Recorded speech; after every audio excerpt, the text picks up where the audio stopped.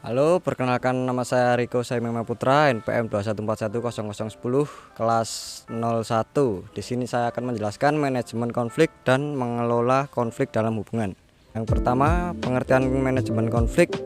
Manajemen konflik adalah proses membatasi aspek-aspek negatif dari konflik sekaligus meningkatkan aspek positif dari konflik. Tujuan dari pengelolaan konflik adalah untuk meningkatkan pembelajaran dan kelompok hasil, termasuk efektivitas atau kinerja dalam pengaturan organisasi. Ada juga pengertian manajemen konflik menurut Ross, yaitu manajemen konflik merupakan langkah-langkah yang diambil para pelaku atau pihak ketiga dalam rangka mengarahkan perselisihan ke arah hasil tertentu yang mungkin atau tidak mungkin menghasilkan suatu akhir berupa penyelesaian konflik, dan yang mungkin dan tidak mungkin menghasilkan ketenangan, hal positif, kreatif, bermufakat, atau agresif.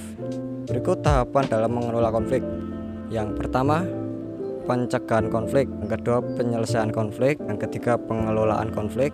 Yang keempat, resolusi konflik. Dan yang kelima, transformasi konflik. Di dalam konflik tersebut, masing-masing tahapan akan melibatkan tahap sebelumnya. Misal pengelolaan konflik akan mencakup pencegahan dan penyelesaian konflik. Selanjutnya, saya akan menjelaskan teori konflik.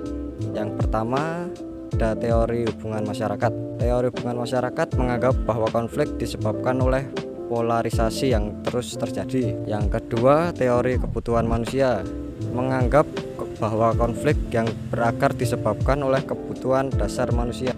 Yang ketiga, teori negosiasi prinsip menganggap bahwa konflik disebabkan oleh posisi-posisi yang tidak selaras dan perbedaan pandangan tentang konflik. Keempat, teori identitas. Yang kelima, teori kesalahpahaman antar budaya. Dan yang keenam, teori transformasi konflik. Di dalam konflik interpersonal dan pada hubungan yang berkonsep IU, I2 memiliki perbedaan cara pandang, tertarikan atau tujuan, dan merasakan kebutuhan untuk memecahkan perbedaan itu.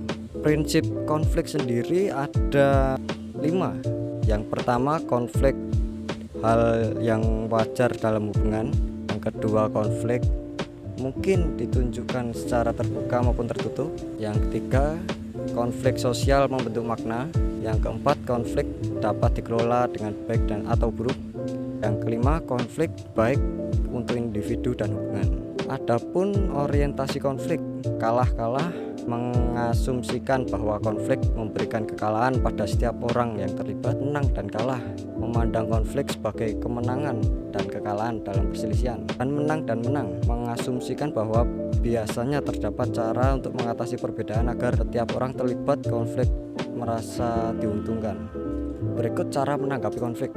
Ada 4. Yang pertama, respon keluar. Respon keluar meninggalkan hubungan dengan keluar atau menarik diri fisik atau psikologis. Yang kedua, respon pengabaian, menyangkal, meminimalisir masalah yang mengarah ke konflik terbuka. Yang ketiga, respon menyuarakan pendapat.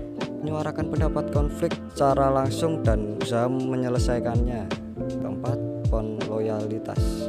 Sekian dari saya tentang komunikasi interpersonal tersebut mengenai manajemen konflik dan mengelola konflik dalam hubungan.